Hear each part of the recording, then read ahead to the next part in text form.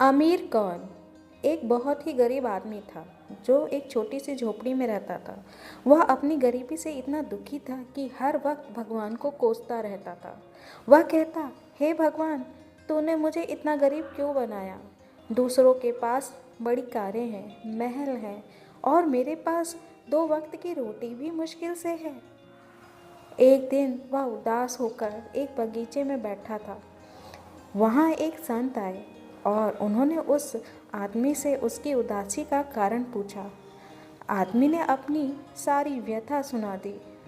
संत मुस्कुराए और बोले, अगर मैं तुम्हें सारा धन दे दूं, तो क्या तुम खुश रहोगे?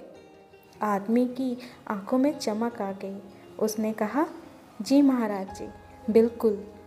संत ने कहा, ठीक है, मैं तुम्हें 50 लाख रुपए दूंगा, लेकिन बदले में तुम्हें अपनी दोनों आंखें मुझे देनी होंगी। आदमी डर गया और बोला, नहीं नहीं महाराज, अगर मेरी आंखें ही नहीं रहेंगी तो मैं दुनिया की खूबसूरती और उस धन का क्या करूँगा? संत ने फिर कहा, चलो ठीक है, आंखें रहने दो, तुम अपने दोनों हाथ और पैर मुझे दे दो, मैं तुम्हें 1 करोड़ रुपए दूंगा। आदमी फिर घबरा कर बोला, नहीं महाराज, मैं अपाहिज होकर इतना पैसा लेकर क्या करूँगा? मैं अपनी जान दे दूँगा, पर अपने अंग नहीं दूँगा।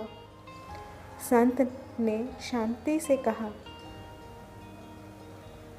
बेटा ज़रा सोचो, भगवान ने तुम्हें करोड़ों रुपए का शरीर मुफ्त में दिया है।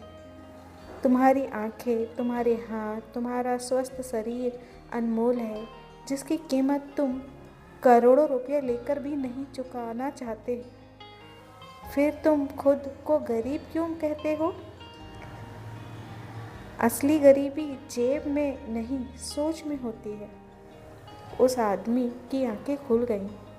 उसे समझ में आ गया कि वह कितना अमीर है, बस उसने कभी अपनी खूबियों और सेहत की कद्र ही नहीं की थी।